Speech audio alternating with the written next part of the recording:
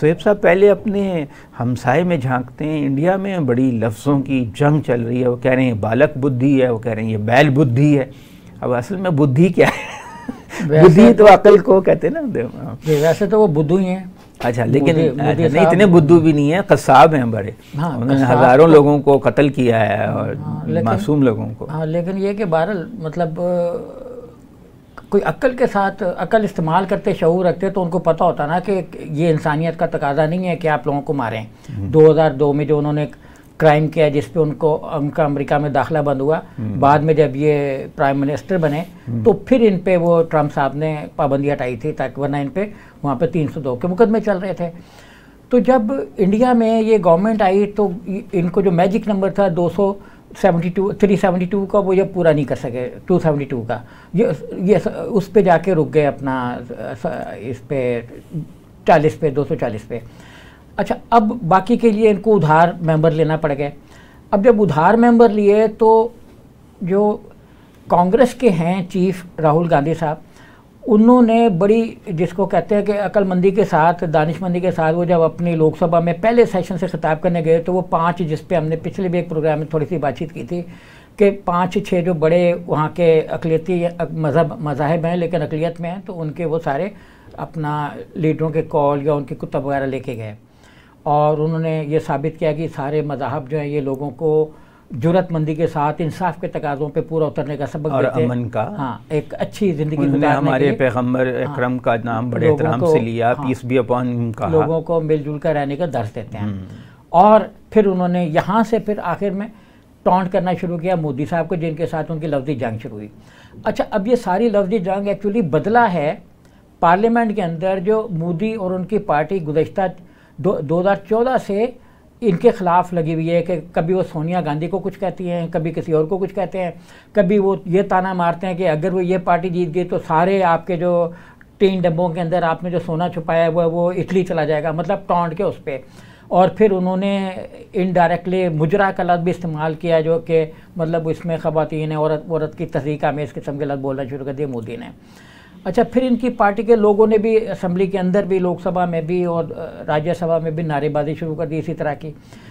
तो इन्होंने एक ये एस्टेब्लिश कर दिया कि अपने मीडिया के ज़रिए से, जो उनका गोदी मीडिया, उसके ज़रिए से ये वर्ल्ड वाइड एस्टेब्लिश करने की कोशिश की कि राहुल गांधी जो हैं वो पप्पू हैं और तरह तरह की चीज़ें इनके बारे में एस्टेब्लिश करना शुरू ये कि वो बड़े नर्म नाजुक हैं और मतलब बच्चे को कहते हैं ना कि पप्पू सा है तो अकल ही नहीं है इसमें, मतलब कोई पॉलिटिकल इमेच्योरिटी है इनमें, ये पॉलिटिकली मैच्योर नहीं है और इंडिया को संभाल नहीं सकते।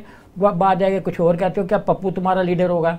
और फिर इसी पे वो जो समृद्ध ईरानी थी, जो इनकी हारी हुई मिनिस्टर हैं, जिनके भी काफ़ी मीम आ रही हैं क्योंकि घर उन्होंने खाली किया है, तो वो जो बड़ी एक्टर शेक्टर भी हैं, टीवी पे आती हैं, सास भी कभी बहू थी वगैरह, और अब वो बहू बन गई ना, दोबारा वापस चली गई घर लड़ने के लिए। तो उनकी ख़त्म होगी पॉलिटिकल की, जो वो राहुल की जो सास बनी हुई थी ना, अब उन्होंने किसी को फ्लाइंग किस दी।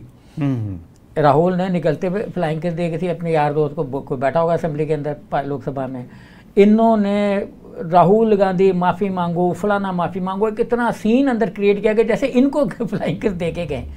तो उस पे फिर एक नई शुरू हो गई। बुढ़ी सी औरत है, उन्हें क्या जरूरत है फ्लाइंग किस इतनी भी राहुल की किस्मत खराब नहीं है कि वो इनको स्मृति ईरानी को देंगे, हाँ, कि वो इनको फ्लाइंग किस दें। तो मोदी जो है वो मुख्तलिफ लीडरों के बारे में बड़े तहरीक आमेज़ अल्फाज इस्तेमाल कर रहे हैं। मैं वो यहाँ पे कहना नहीं चाहता। मतलब ये मोदी जो है वो अपनी क्लास शो करते हैं ना कि मैं मतलब किस लेवल का आदमी हूँ।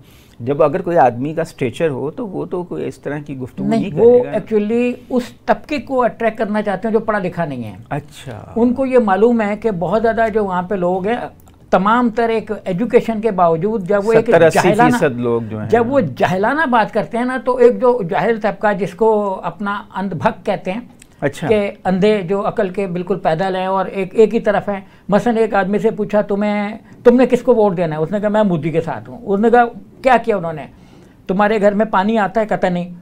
उसने कहा नौकरी है, कहता नहीं। बच्चे भी बेरोजगार हैं, उसने कहा बच्चे कुछ कह रहे हैं, कहता नहीं। कुछ पढ़े लिखे हैं, तालीम के लिए फंड नहीं थे। सड़क है, नहीं सड़क भी नहीं है, टूटी हुई है, कह रहे नेताजी को मना नहीं रहे, मतलब पॉलिटिशियन को। तो करते करते यानी भाजपा ने, भारतीय जनता पार्टी ने 2014 से ना सड़क दी, ना तालीम दी, ना सेहत दी, ना एजुकेशन दी, ना अपना हेल्थ दी, कोई शय नहीं दी, लेकिन वोट उसका था। तो उन लोगों को वो अट्रैक्ट करते हैं, उन लोगों को अट्रैक्ट करते हैं। नहीं मगर ये क्या लोग इतने क्यों नहीं देखें, ये वोकल लोग थे ना एक्चुअली, लोग ये वो थे, अक्सरियत में तो नहीं है ना। अभी आपने देख लिया 34% पे, पहले भी लोग कहते थे कि 33% पे रूल कर रहे हैं, अब 34 पॉइंट समथिंग पे रूल कर रहे हैं। तो इनका प्रॉब्लम ये था कि ये बेच रहे थे मज़हब को, लेकिन दुनिया में कहीं भी जो है ना, वो चाहे वेस्ट हो चाहे अफ्रीका शफरीका कुछ भी हो, तो मज़हब के उस मजहबी मुनाफरत और इमोशंस को लोगों के वो करना, मज़हब के बेस को आप भाईचारा बना के हुकूमत तो बना सकते हैं, लेकिन मज़हब की बेस पे आप मुआशरे को तोड़ के हुकूमत नहीं बना सकते। ये इंडिया ने देखा ना। अब उन्होंने वो ये भी भूल गए कि हम जहाँ पे खड़े हो रहे हैं, जहाँ पे मंदिर बना रहे हैं, वहाँ पे हमने जिन लोगों की ज़मीनें छीनी हैं पैसे दिए बगैर, और अभी तक कोई घर नहीं बना सके क्योंकि इतने पैसे नहीं मिले, तो वो सारे समझ ले के बेघर हुए हुए, तो उनको वोट देंगे। जिनकी दुकानें गिरा दी वो अब अयोध्या में ही हार गए ना। अयोध्या की जो कॉन्स्टिट्यूंसी है फैजाबाद की, वहाँ का इलेक्शन भी हार गए और हिंदू वोटर से हारे उधर ही करते। अच्छा, अगर ये ज्यादा जोर देते वाराणसी में, जहाँ पे मोदी साहब खुद खड़े हुए 1,40,000 वोटों से जीते हैं, अगर यहाँ पे उनका कोई लीडर आ जाता, कोई डिबेट यहाँ पे अच्छी खासी हो जाती है, इवन अपना राहुल की बहन आ जाती है या खुद चले जाते हैं या कोई और टॉप के लीडर, इन्होंने उस पर तवज्जो ही नहीं दी। इनका ख्याल था शायद मोदी साहब बड़ी पावर से जीतेंगे, मतलब वोट 3-4 लाख के। हाँ, लेकिन नॉर्मल जो इनके अपना जिसने स्मृति ईरानी को राया वो भी 5 लाख प्लस पे गया हुआ था, तो मोदी साहब तो बेचारे कोई एक्वायर ही नहीं कर सके। 2 लीडर वहाँ पे जाके स्पीचेस कर रहे थे तो मोदी साहब गए थे। यह बड़ी मुश्किल हो जाती है। हाँ, तो मतलब ये है कि नहीं, मुश्किल नहीं, हार गए थे। देखें अभी तो कोई गए ही नहीं, किसी ने वहाँ पे स्पीच ही नहीं की, ये सोच के कि शायद इनका किला मजबूत है, लेकिन एक्चुअली किला जब हिल रहा था, जब अपने अयोध्या में नहीं चला और ये मैजिक नंबर 200 उससे 72 से आ गए 240 पे। अच्छा, तो खत्म हो गया। ये है कि आम आदमी जो है, जिसे हम समझते हैं कि वो बहुत कोई ज़्यादा पढ़ा लिखा नहीं है या उसमें इतना शऊर नहीं, वो भी बहुत बाशऊर होकर वोट डालता है। जब यानी आप देखें ना कि आम लोगों ही ने मोदी का ये धड़न तख्ता किया ना, कि उनको वो मेजॉरिटी नहीं मिल सकी जो वो चाहते थे, क्योंकि आम आदमी भी देखता है ना कि उसके मुफादात क्या हैं।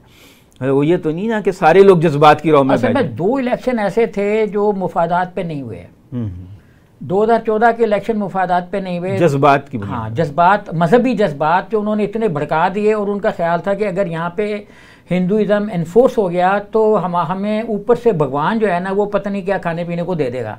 वो उन्होंने एक सोच रखा था, एक जहन में उन्होंने एक ऐसा तासुर बना दिया कि आपका मसला सिर्फ मुसलमानों की वजह से जो आपकी नौकरियाँ खा रहे हैं, आपका बिजनेस ले रहे हैं, नौकरियों की वजह से आप बेरोजगार हो रहे हैं, उनके माली वसाइल सारे उधर शिफ्ट हो रहे हैं, तो आप में भूख। हालांकि मुसलमान तो वहाँ सरकारी जॉब में 1% भी मुश्किल से हैं, 3% हैं मुख्तलिफ उसमें, लेकिन एक्चुअली वो 3% भी, और आबादी उनकी शायद 15% या 3% में भी उनके पास वो रैंक्स हैं जो बहुत ही निचले दर्जे के, कम तनख्वाह वाले रैंक हैं, मतलब जिसमें सफाई ऐसे भी, मतलब वो भी रैंक है जो कहने वाले मुशक्ति। हाँ, तो अब इवन जब ये उधर जहाँ भी फसादात होते हैं, जब ये मुसलमानों का दाखिला बंद करते हैं, तो उनको प्रॉब्लम ही आ जाती है कि घरों में काम करने वाले कहाँ से लेके आएंगे, क्योंकि वो जो काम नहीं करते मुसलमान अपने मुल्कों में, वो वहाँ पे करना पड़ते हैं। बहरहाल चलते हैं यूरोप।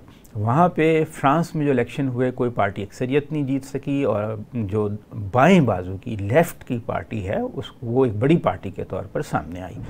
तो क्या वो हुकूमत बना पाएगी? अब तक क्या सूरत हाल है? और बरतानिया में लेबर जीत गई है, और पुरानी जो कंजर्वेटिव पार्टी 14 साल बाद इक़्तिदार से बाहर हो गई है, तो वहाँ क्या सियासत रुख इख्तियार कर रही है? इन दोनों बातों पे हम सुहेब मरगूब साहब की राय लेते हैं। जी सुहेब साहब। ये दोनों पे अभी हाँ, आप जैसे चाहें, जो पहले आपको पसंद आए। अच्छा देखें, एक तो फ्रांस जो है ना, वो उसमें जो वहाँ के प्रेसिडेंट हैं वो बड़ी डिप्लोमेटिक गेम कर रहे हैं। वो ये कह रहे हैं कि आप जो इस वक्त जिसकी सबसे ज़्यादा सीटें 180+ उसको साइड पर कर रहे हैं, बाएं बाजू की मेलन शोने के क्या जो भी उनका नाम है, आपको सही पता होगा, उनको साइड पर रख दें, तो बाकी हम आपस में बातचीत कर लेते हैं। मतलब वो फूट डालना चाह रहे हैं उस इत्तेहाद में जिसने मैक्सिमम सीट्स ली हैं, और जो अपना कैंडिडेट अनाउंस करना चाह रही है, अभी उन्होंने नहीं किया। जब हम इस पर बात कर रहे हैं तो उस हद तक उन्होंने नहीं किया। और लेकिन दोनों जमातों ने, जो अलायंस की 6-7 बड़ी और छोटी जमातें, उन्होंने मैक्रोन साहब को कहा कि भाई आपका ये रवैया ठीक नहीं है, आप अपने जो प्राइम मिनिस्टर को विड्रॉ करें, उनका रेजिग्नेशन लें, उनको फारिग करें, और नई गवर्नमेंट का जो फॉर्म होनी है उसमें आप हमारे साथ चलें। वो चाह रहे हैं कि मिल के हम कर लें, लेकिन ये होगा नहीं। अभी आप देखें कि फ्रांस यूरोप की दूसरी बड़ी मईशत है, उसके बाद उन्होंने अपनी अमेरिका के साथ क्या रिलेशन रखने, इसके लिए वहाँ पे उनको एक इन जैसी पॉलिटिक्स नहीं चाहिए जैसे इन्होंने पॉलिटिक्स अडॉप्ट की थी मैक्रोन साहब ने, क्योंकि इनका ये पता नहीं लग रहा था कि ये यूरोप के साथ हैं या ये अपने फ्रांस के साथ हैं, अमेरिका के साथ हैं या चाइना के साथ। ज़रूरत से ज़्यादा होशियार आदमी, होशियार बनने की कोशिश कर रहे थे, क्योंकि कभी ये जा रहे थे चाइना और बड़े दौरे के किए उन्होंने चाइना का, और उसके बाद इन्होंने उनको भी बुलाया, चाइनीज़ लीडर को भी अपने यहाँ। फिर इन्होंने मतलब साथ ही साथ रूस के साथ भी थोड़े से करने की कोशिश की, ज़्यादा तो नहीं, लेकिन मतलब इनकी लॉबी का नहीं पता चल रहा था कि ये हैं क्या, इनकी पॉलिटिक्स क्या है।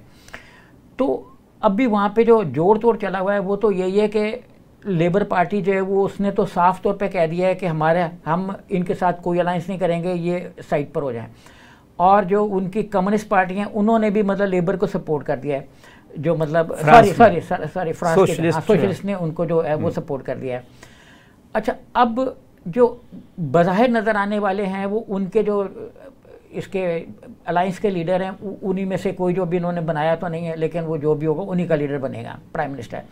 फिर एक बड़ा खौफनाक क्लैश शुरू होगा, क्योंकि अगर हम देखें कि फ्रांस में लीडरशिप चेंज क्यों हुई।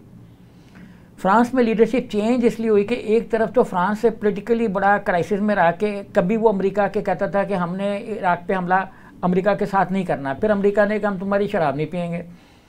अब फ्रांस की एक्सपोर्ट है ही है, उसके अलावा उसकी सबसे बड़ी एक्सपोर्ट और कोई है ही नहीं, तो उन्होंने कहा नहीं आप हम मतलब फ्रांस की जो आमदनी है उसका बड़ा जरिया शराब की। जी इसकी एक्सपोर्ट है जो अमेरिका से होती है वो ये है।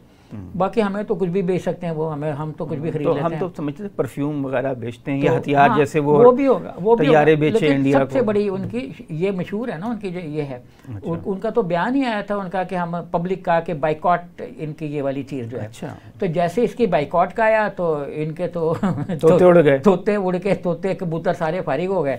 तो इन्होंने कहा नहीं हम गौर करते हैं, हम इसमें कुछ करते हैं। फिर इन्होंने उसका सपोर्ट। यूरोपीय ममालिक बड़े स्मार्ट हैं वैसे तो, वो असूलों का एक चादर उड़ाई भी है उन्होंने, लेकिन असल में जब वो मुफादात आते हैं, तिजारती मुफादात आते हैं, तो फिर सारे असूल छोड़ के उसके पीछे भागना शुरू करते हैं। तो तिजारत तो उनकी देखें ना, जैसे ही जो बाइडन साहब ने फ्रांस से जो आबदोदे खरीदने का मुआहदा ऑस्ट्रेलिया का चल रहा, तो उसमें खुद एंट्री डाल दी और यूके को शामिल कर लिया और ऑकस बना लिया, तो इन्होंने इंडिया के साथ अपनी बार्गेन करने की कोशिश की कि चलो हम इंडिया बड़ी इकॉनमी है उसको कुछ बेच बूझ देते हैं।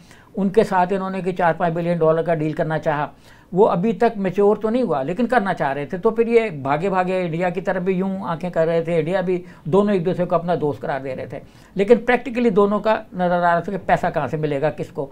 मोदी साहब उससे पैसे लेना चाह रहे थे, वो इनसे लेना चाह रहे थे। तो बहरहाल अब भी फ्रांस के अंदर दूसरा बड़ा क्राइसिस ये था कि इन्होंने एक तो रिटायरमेंट की एज बढ़ा दी, 64 ईयर्स पे ले गए, उस पर फसाद हुआ, सारा जो बूढ़ा तबका था वो खिलाफ हो गया और नौजवान भी हो गए जो नए नए नौकरियों में आए हुए थे कि हमें ये जल्दी रिटायर कर देंगे।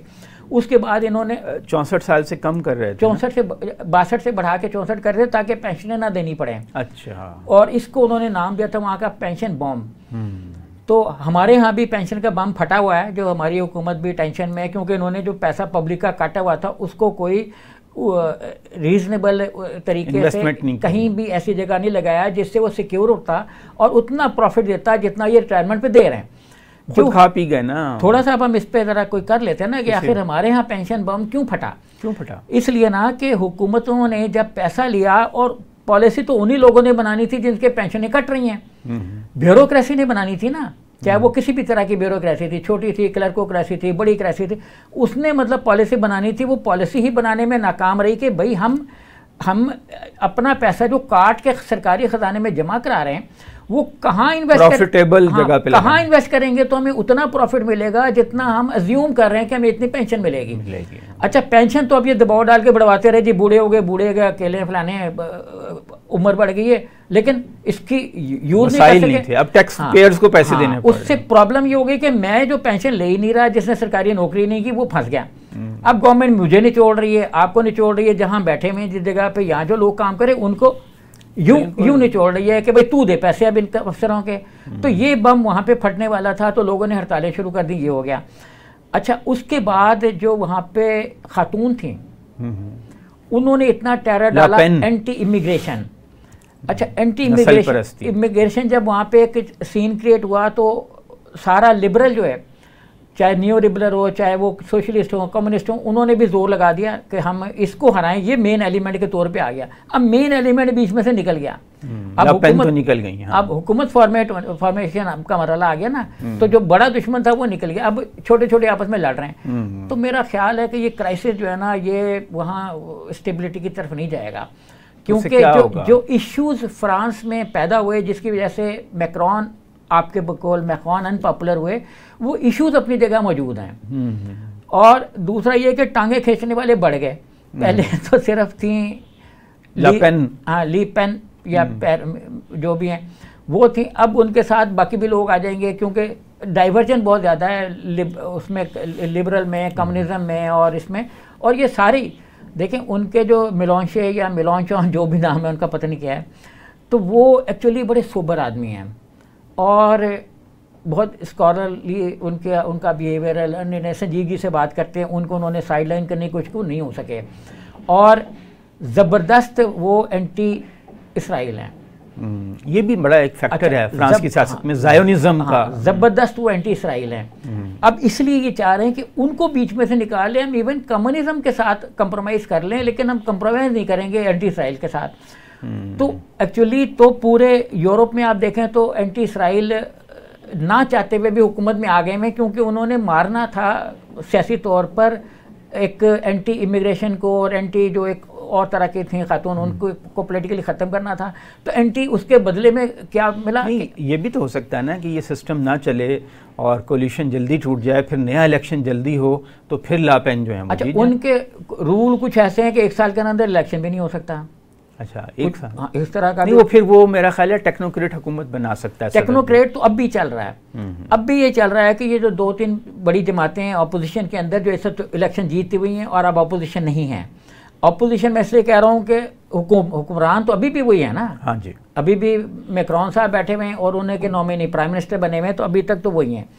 इसलिए जो फ्यूचर की गवर्नमेंट है, उसने वो ये सोच रही है कि हम दोनों, तीनों, चारों जो बड़े ग्रुप्स हैं उनके अंदर से 3-3, 4-4 लेके, एक टेक्नोक्रेट लेके, एक बड़ी अपना नॉन पॉलिटिकल किस्म की, यानी सोशलिस्ट, अपने जो एक्सट्रीम सोशलिज्म है उसको पीछे छोड़ दें, जो लिबरल और इस तरह के लोग हैं, लेबर टाइप या इस तरह के, वो अपनी वो वाली चीज़ें छोड़ दें, जो ग्रीन टाइप लोग सब लोग कॉम्प्रोमाइज़ करें। हाँ, वो उसको छोड़ के, तो वो एक हर में से एक, अब मैं लिबरल उस मानों में इस्तेमाल कर रहा हूँ कि जो बहुत ज़्यादा किसी भी चीज़ में एक्सट्रीमिस्ट ना हो, मतलब एक लीनियंट का मुरब्बा बन जाएगा। लीनियंट हर चीज़ का एक लीनियंट ले लें, तो जिसमें कम। चलिए, साल भर अगर फ़र्ज़ करें ऐसी हुकूमत रहती है मखलूत जो कमज़ोर हो, तो उसका मतलब तो ये है कि फ़्रांस जो है कोई बड़ा फ़ैसला नहीं कर सकेगा किसी भी अहम इशू पे, चाहे वो इसराइल हो, यूक्रेन वॉर हो या अमेरिका से ताल्लुकात हों।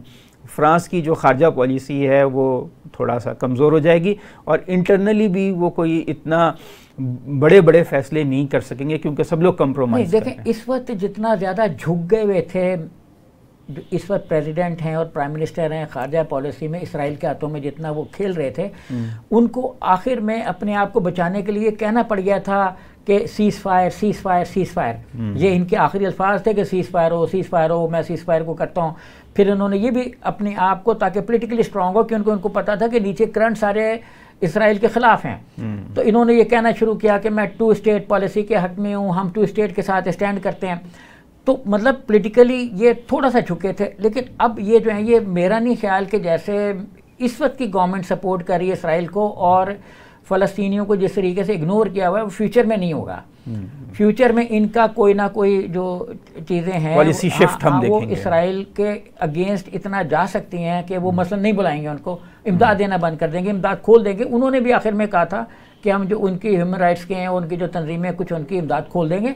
इन्होंने आखिर में ये कहना शुरू कर दिया था, मैक्रोन साहब ने भी, क्योंकि थोड़ा सा डर गए थे। तो ये इनका बहरहाल होगा। अब लंदन आ जाएं? हाँ ज़रूर। टिकट आ गया? अच्छा, पहुँचा दिया आपको मैंने। अच्छा, वो ऐसा है कि देखें, लंदन में ये है कि लोग समझ रहे हैं कि जो लेबर पार्टी है, लेबर पार्टी है, उसने कोई पता नहीं तोप चला दी है। जीते तो बहुत बड़े मार्जिन से हैं। नहीं, सीट वोट उनके उतने ही जितने मोदी साहब के हैं। नहीं वो ठीक है, 34%, मतलब सीटें बहुत ज़्यादा 34%, और सीटें इसकी दुगनी से भी आगे चली गई हैं। सिस्टम ऐसा है 74% सीट, जैसे हमारा पार्लिमानी निज़ाम, 74% सीट लेके 34% वोट्स पे। अच्छा, अब क्यों लेके गए? इस पे जो इस वक्त वहाँ बैठ के लोग रिसर्च करते फिर है ना, उन्होंने सारा कच्चा चटा निकाला है कि ये जो इस वक्त प्राइम मिनिस्टर बने में वो उनका माजी क्या है, वो कैसे पार्टी के अंदर इंस्टॉल हुए और कैसे ऊपर आ गए, स्टॉमर, हाँ कैसे मतलब ऊपर आ गए। अब वो ये कहते हैं कि ये एक्चुअली इंपीरियलिज्म और ज़ायनिस्ट लॉबी के आदमी, ज़ायनिस्ट और CIA और उनकी जो मिलिट्री इंटेलिजेंस है उनके आदमी हैं, और इनको इंस्टॉल किया है वहाँ के जो बिलियनियर्स हैं उन्होंने, उनकी जो एलीट लॉबी है उसने, हालांकि हैं लेबर के, हाँ प्रो वर्कर समझे जाते हैं, और ये न्यू लेबर टाइप बन के, तो जैसे ये टोनी ब्लेयर थे, या जैसे अब ट्रम्प भी यही कहते हैं ना कि हम दौलत को तकसीम करके टैक्स लगाएंगे। अगर लेबर के हैं तो क्या ये अपने जो मगरमच्छ वहाँ के बिलियनियर्स हैं उन पर टैक्स लगाएंगे? कभी भी नहीं लगाएंगे, ये उन पे टैक्स नहीं लगाएंगे। अभी इन्होंने बल्कि जो नेटो के इजलास हुए थे उसमें इन्होंने इतना हार्ड स्टैंड ले लिया था अपना रशिया के खिलाफ कि कल परसों पुतिन ने ऊपर नीचे बयान देना शुरू कर दिए कि अगर बरतानिया शामिल हुआ, बरतानिया ने इस अपना ज़ेलेंस्की को ये परमिशन दे दी कि वो UK मेड हथियार जो हैं उनसे वो रूस के अंदर हमला करेगा, तो मैं डायरेक्ट अटैक करूंगा बरतानिया पे। मतलब वो कह रहे हैं कि फिर यूक्रेन हमारा निशाना नहीं होगा। और जो इवन रशियन जो इम्प्रेस्ड मैगजीन्स और जरीदे वो ये कह रहे हैं कि World War III आगे सवालिया निशान। अच्छा, कि ये तो आज मेरा ख्याल इतना ही काफ़ी है। अब हमारा जो वक्त है वो ख़त्म हो रहा है। नाजरीन, फिर अगले प्रोग्राम में मज़ीद इश्यूज़ के साथ हाजिर होंगे। खुदा हाफिज़।